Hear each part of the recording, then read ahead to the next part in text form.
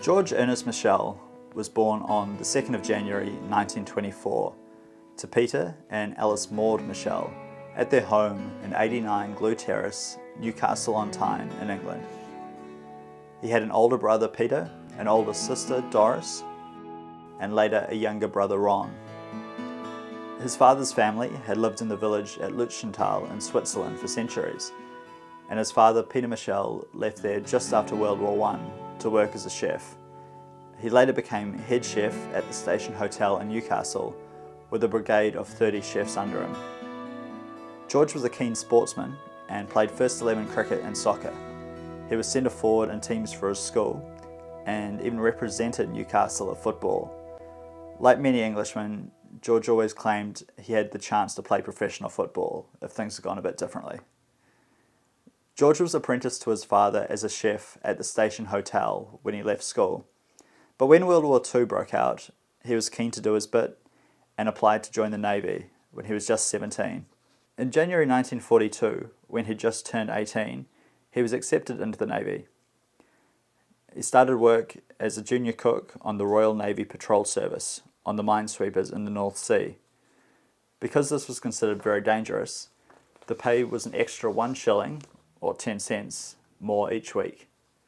George joined the minesweepers and spent his war years working his way up to leading cook. A highlight was visiting the USA, where he had some great adventures. He lost many old friends on minesweepers, and the experience affected him for the rest of his life, both physically and mentally.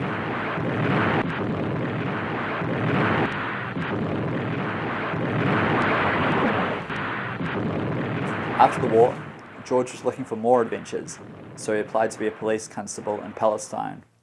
He was accepted, but his mother insisted he withdraw because her daughter had just gone off to Canada to marry. So he did. He worked in hotels as a chef, including the Savoy in London, and had the chance to take up a scholarship to study mathematics.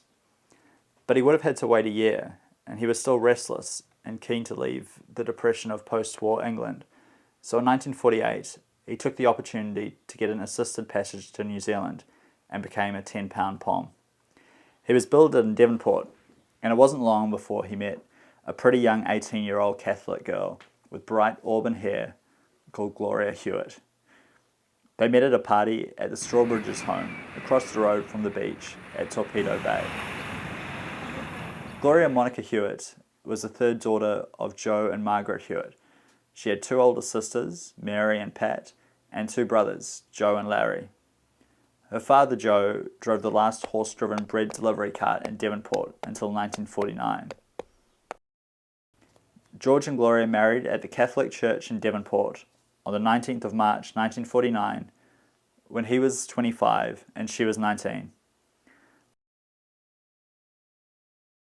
They lived in one small room at 123 Calliope Road, Stanley Bay, and on the 10th of September 1949, their first son was born.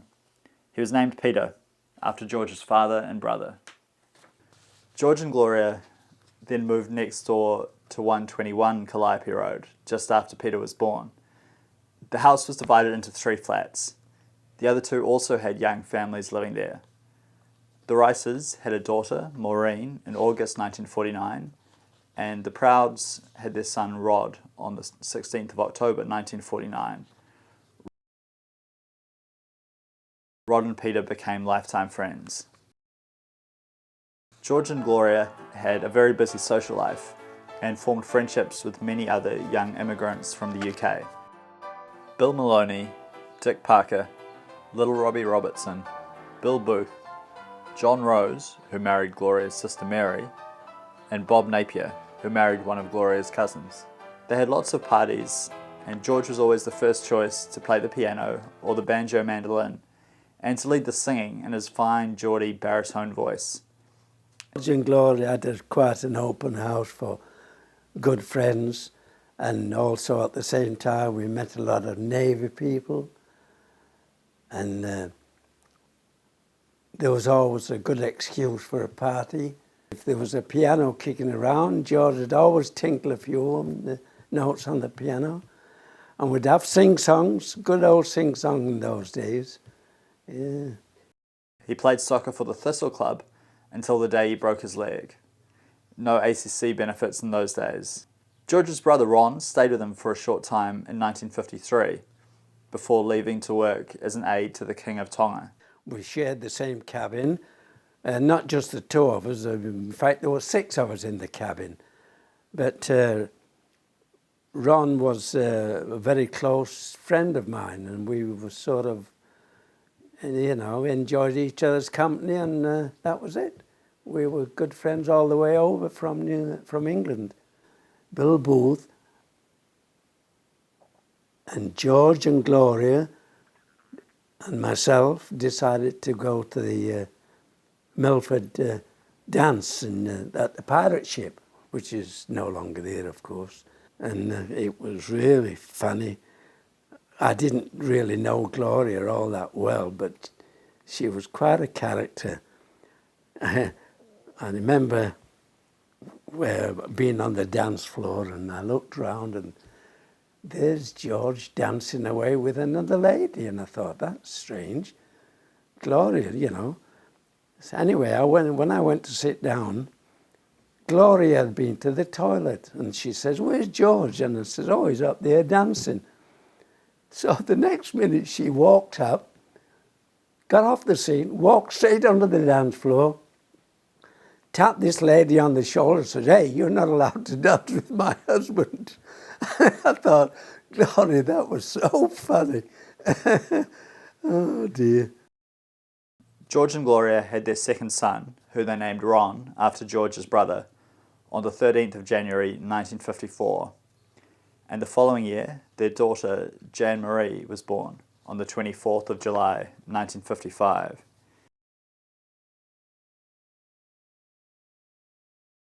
During this time, George was working as a crane driver on the Auckland waterfront. He would go off to work on the ferry 6 days a week, wearing a white shirt, a jacket and tie, and carrying a Gladstone bag with his lunch in it.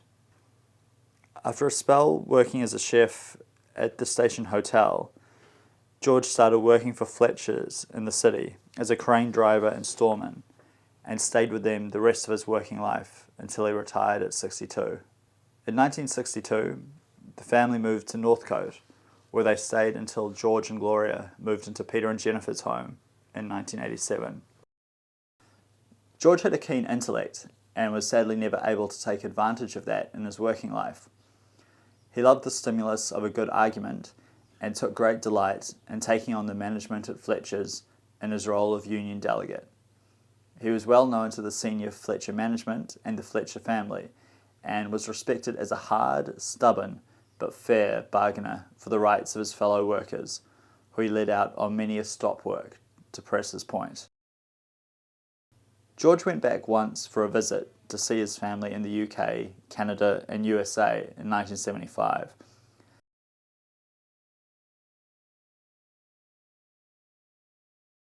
Seeing his mother for the first and last time since he left in 1948. His brother Peter visited New Zealand from California a number of times, and he and George enjoyed hanging out. They'd take a bus to Orewa Beach, one walking south and the other north, nod to each other as they passed until they'd done 2 lengths, then pop into the pub for a beer. George loved a beer and a cigarette, and spent many hours at the Auckland Working Men's Club playing snooker and socialising, and many happy hours watching cricket at Eden Park. Beautifully bowled. And followed the English Premier League football closely. George was never acquisitive, but he had all the things that money couldn't buy. He got on very well with his daughters-in-law, Jennifer and Lynn, and son-in-law Pat, and took great delight in seeing his grandchildren Paul, Anna, and Laura grow up. He was very proud of the family's academic achievements, and felt his family was a living testament to the success of his life. Sadly, Gloria's death on the 6th of March 2001, aged just 71, robbed George of his soulmate. He missed her like an ache, and his life drifted from that point. His old friends had mostly passed on, and his bad back prevented him from travelling outside the home, except for his fortnightly grocery trips, and the odd trip to his club in the RSA. He lived a quiet, ordered, simple life right till the end. He always looked after himself and did all his own cooking, up until September 2011 when he moved to Glenhaven Rest Home after it became obvious it was too difficult for him to look after himself. Although he was never a religious man, he knew he was going to heaven to join Gloria. The day before he died, he told one of his nurses he'd seen Gloria. George died peacefully in his sleep at Glenhaven Rest Home at 12:30 a.m. on Sunday morning, the 27th of November 2011. He was 87 years old.